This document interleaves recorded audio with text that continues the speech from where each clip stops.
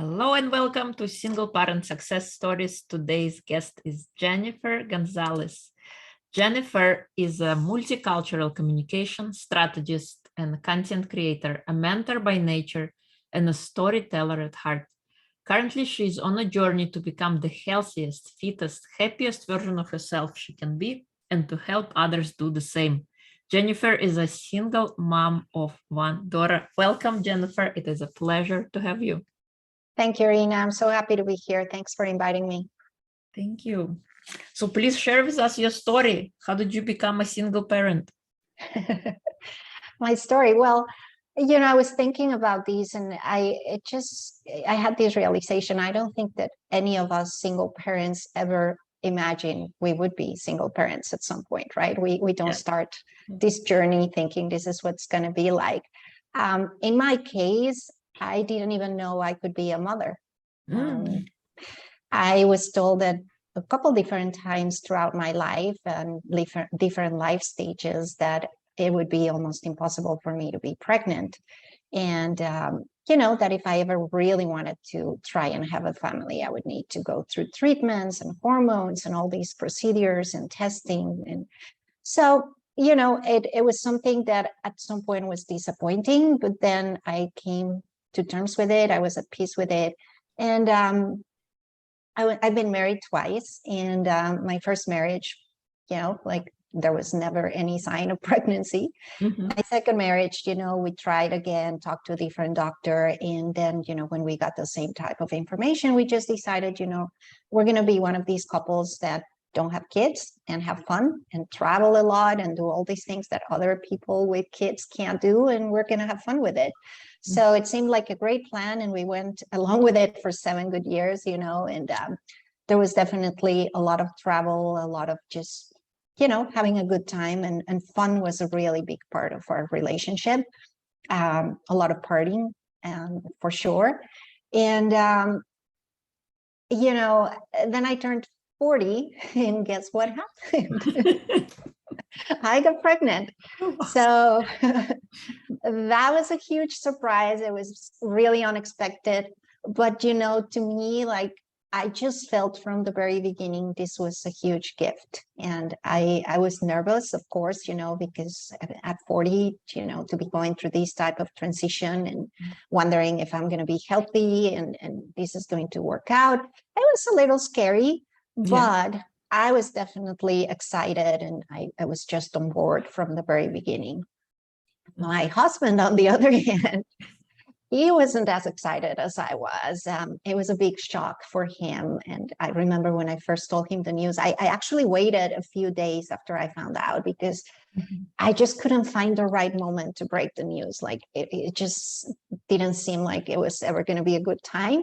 And then when I finally told him, his reaction was so bad,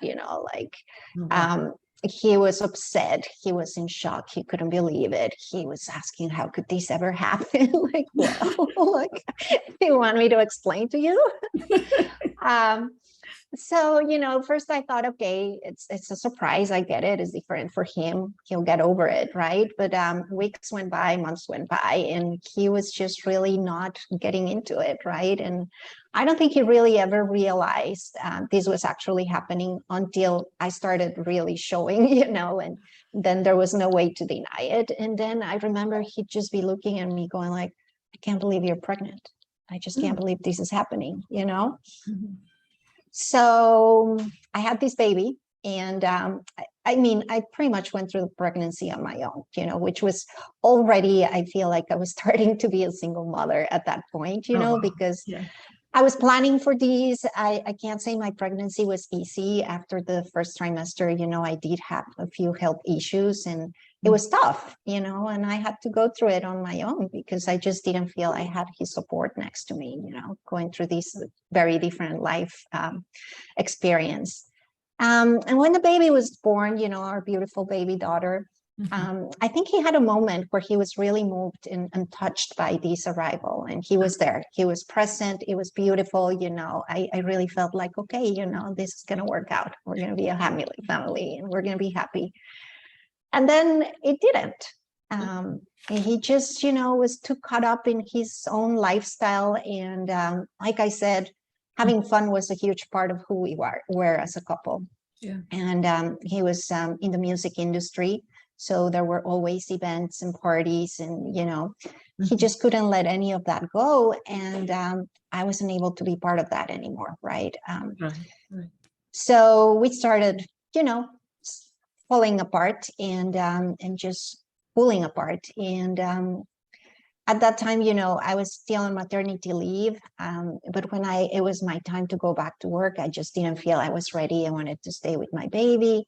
And we had talked about it at some point during the pregnancy that maybe, I could stay home.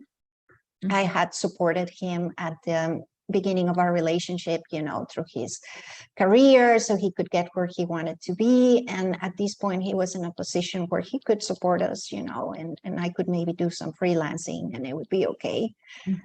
But then once the time was up, he changed his mind and he said, this is not going to work out. You have to go back to work. We need your income. And so I was devastated. That was really hard. And, but I did.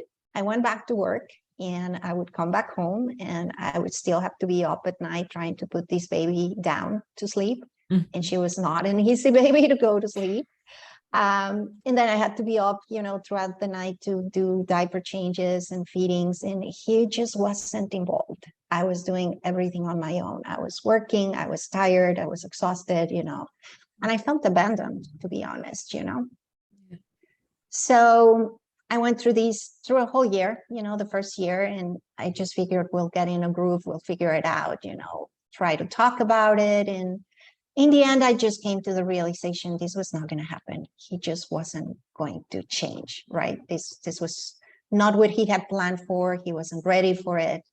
And to me, this was, the center of my life now. I was a mother and I had this baby and I wanted to be there for her. And I didn't want her to grow up in that environment, right? Feeling like this is what the way a man should treat a woman, or, being surrounded by all these constant partying and, So I talked to him about it. I said, look, this isn't working out for me. I feel like if we can't make some radical changes in our relationship, I just don't see how this is going to work out.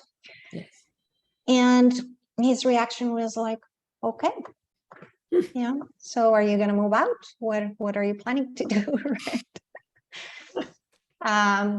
So yeah, that was the story.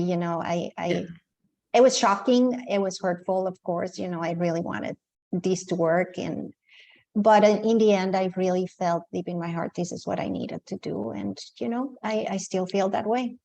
Yeah, it is difficult, and you're hoping when you're with a person that they're gonna be with you forever and ever, and to have the family, and then the realization of now you have to start over and get on the same kind of. I felt a little like similar kind of situation happened with me as well. It's hard. That's hard. Yes. And you don't have you don't read about it in books. You're not. Oh no. When you're growing up, you're not prepared for what are we going to do now? I mean, we're not even prepared to be mothers, right? Like nobody really teaches us, and we're learning as we go. So to do it on our own and figuring out and then deal with all these feelings, that we still have to process, and it's just a lot. Yeah. If you could go back in time, would you do anything differently?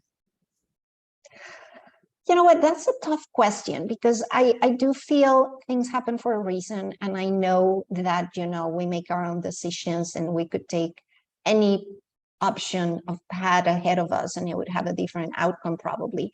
But I do feel, that having my daughter in my life is the biggest gift for me, and I wouldn't change anything about that. I think she was meant to happen, to come to me. And I'm just so grateful for that. I'm so happy, so grateful is the biggest love. I've learned so much about myself and love, just through this relationship with her. So I don't think I would change anything about that. But I do think, I wish I could go back and tell myself when I was a very young version of myself and started dating and had all these romantic ideas about love and just, to first love myself.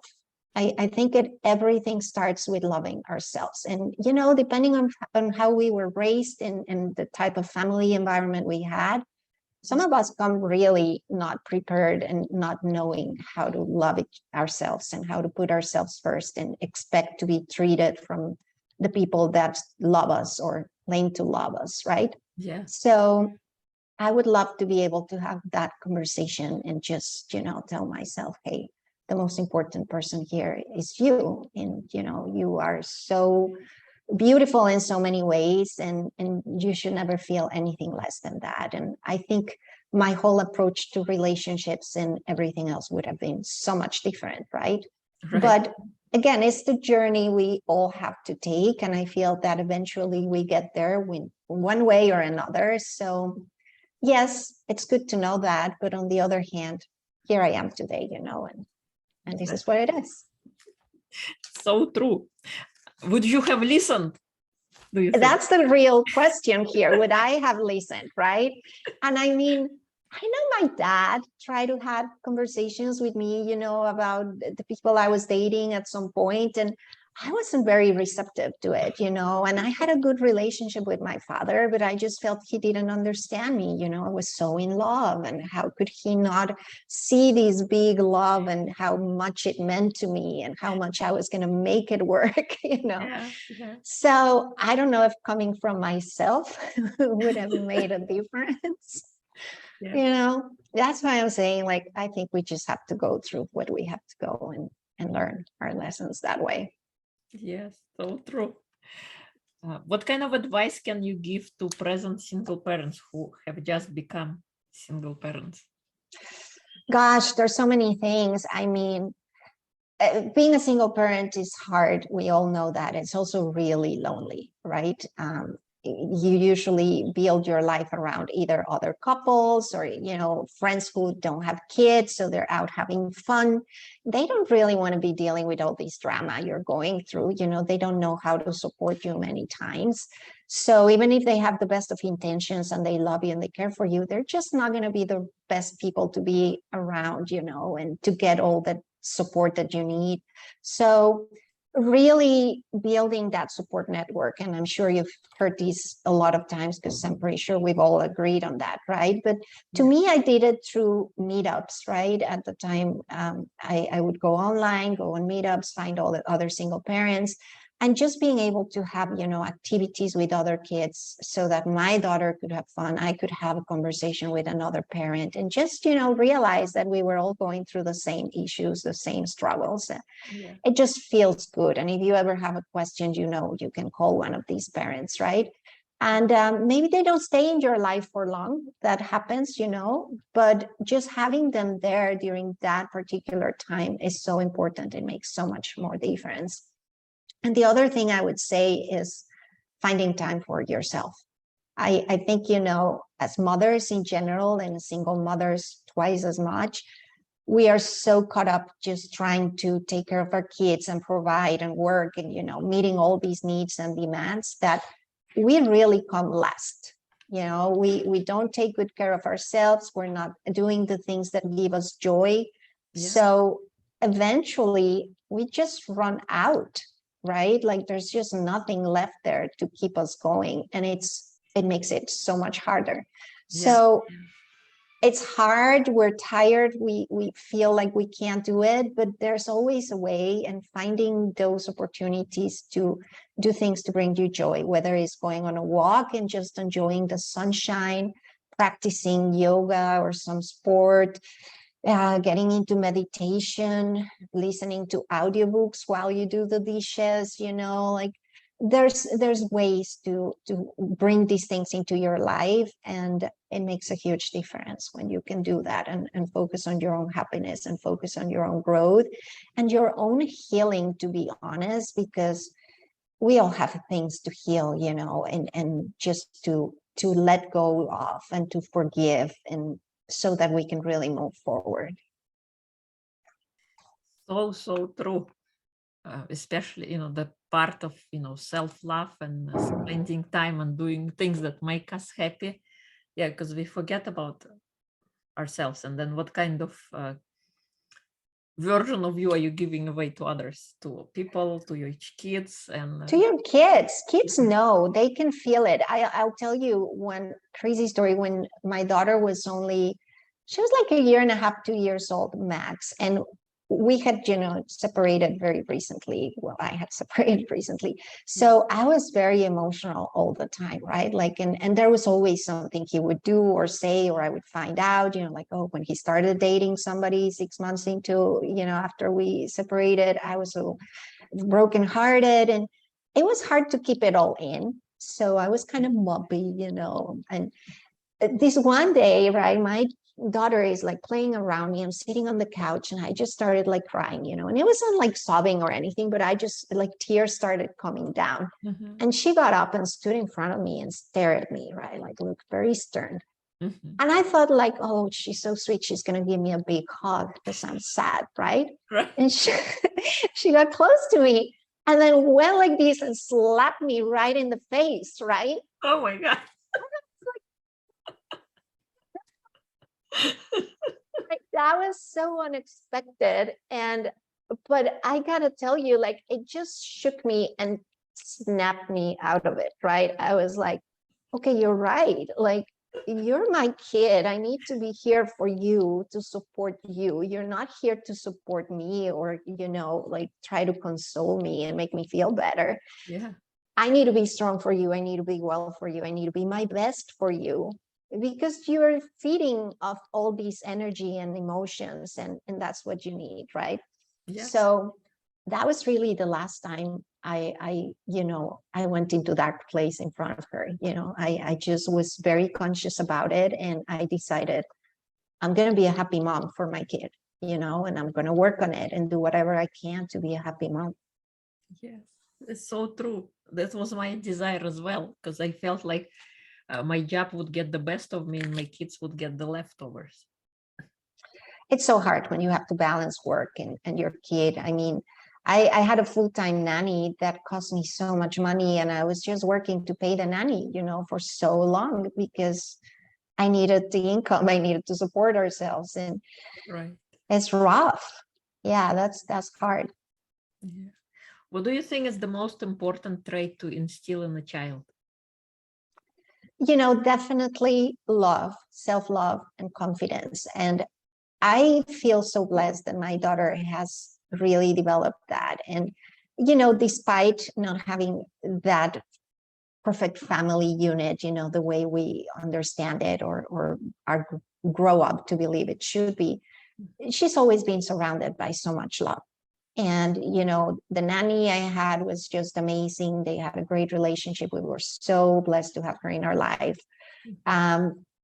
She's obviously gotten love from me, from friends, from family. And, that is so important. And self-confidence, just knowing I trust her a lot to do things and try things and experience things on her own. Of course, I worry as a mom and I'm overseeing stuff, but I've really tried to instill in her that sense of freedom to learn on her own, right? And to experience things and to feel that if she fails, I'll be there, and I'll come running to help. But it's okay, if she falls or if she does something that is not going to turn out great. She's learning. And I think that's so important. You're so right. So true. We cannot be, I call it, always like a helicopter parent, always. We need to give them some freedom to see, to explore the choices, because if we are the ones always, okay, this is what you're going to do, how are they going to ever find out what they should be doing, or like picking it from themselves instead of us kind of enforcing everything? Right. And that's self-confidence, right? I think that's where it starts, and just knowing that it's okay to try and to figure it out, Yeah. What do you want to be remembered by? Well, I think I'd like to be remembered. Like when I think about these, I think about my daughter. Like my legacy is my daughter. She's my biggest legacy, right? So I want to be remembered as a great mom. I want to be remembered by her as, an amazing mom, a mom that loved her and was there for her and also could be fun.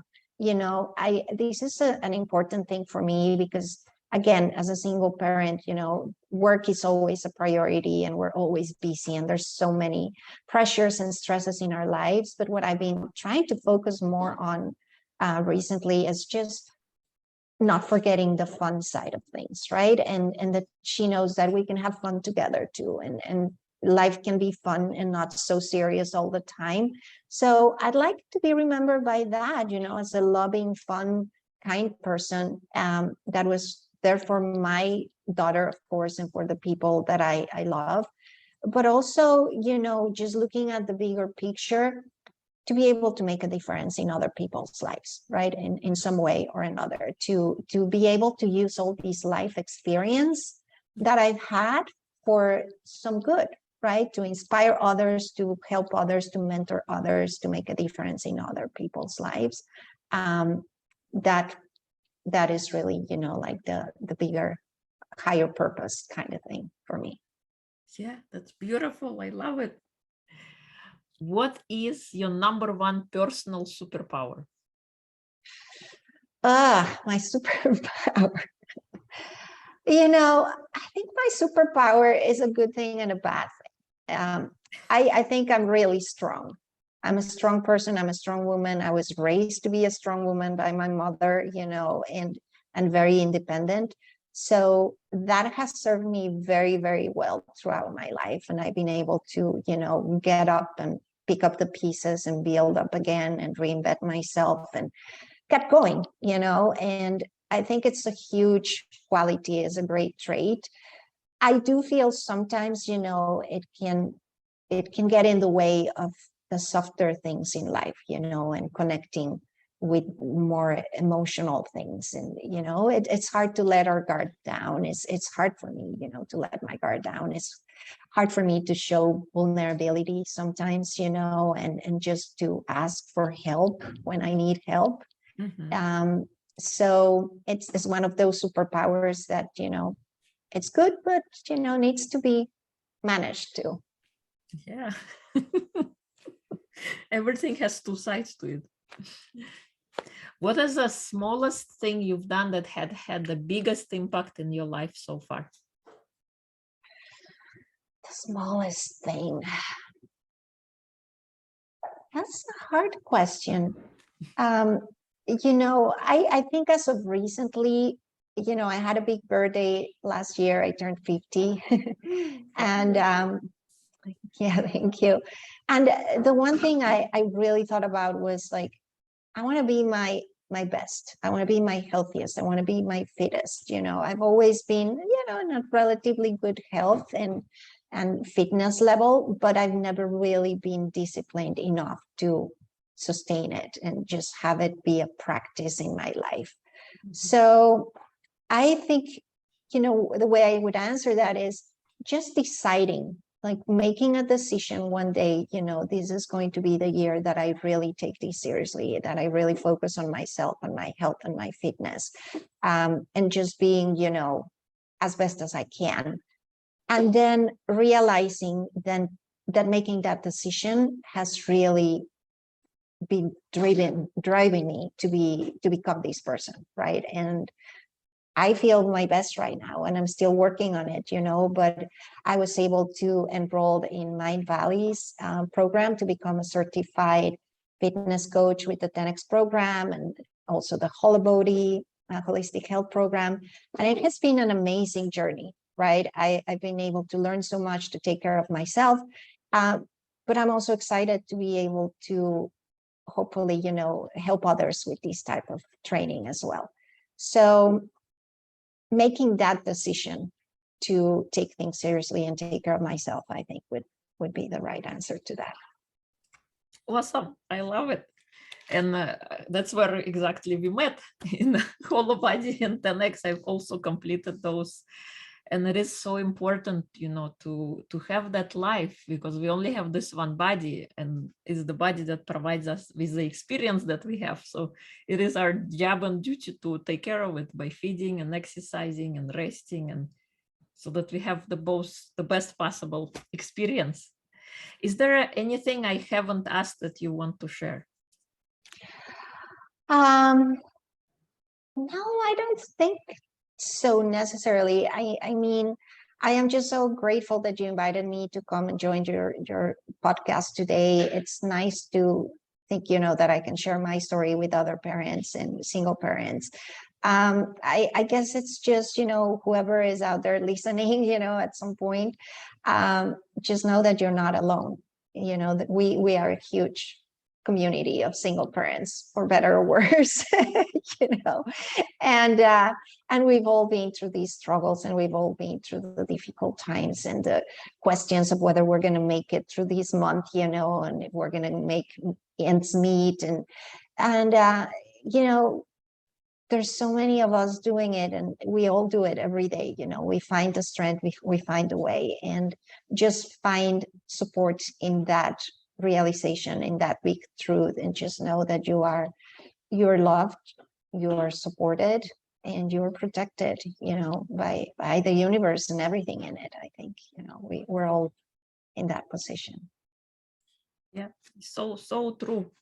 I remember when I became a single parent, I didn't see anybody in my vicinity, but now I meet more and more people who are single parents online and in general. So yeah, remember that you are not alone. If people would like to connect with you and find out more about you, where would they go? Well, I have this thing I do. I started a blog, a travel blog, it was before the pandemic, actually. And I've always been a traveler. I was raised in a family of travelers. Both my parents worked for an airline, so I've been traveling since I was very, very young. And it's a passion of mine. I just feel, and I know that travel brings so much richness into one's life. And so I started this travel blog called Happiest Will Travel, to basically become narrate stories of me with my kid, with my daughter, traveling and meeting new people and going to new places. And I just figured this is going to be a way for me to record these for the future, for her to go back and read these memories, and hopefully it'll mean something important and nice for her to be able to look back. But also I have a passion for writing. So just being able to express myself in writing, it's a creative channel for me, right? And so I have my Instagram profile. It's Have Kid Will Travel.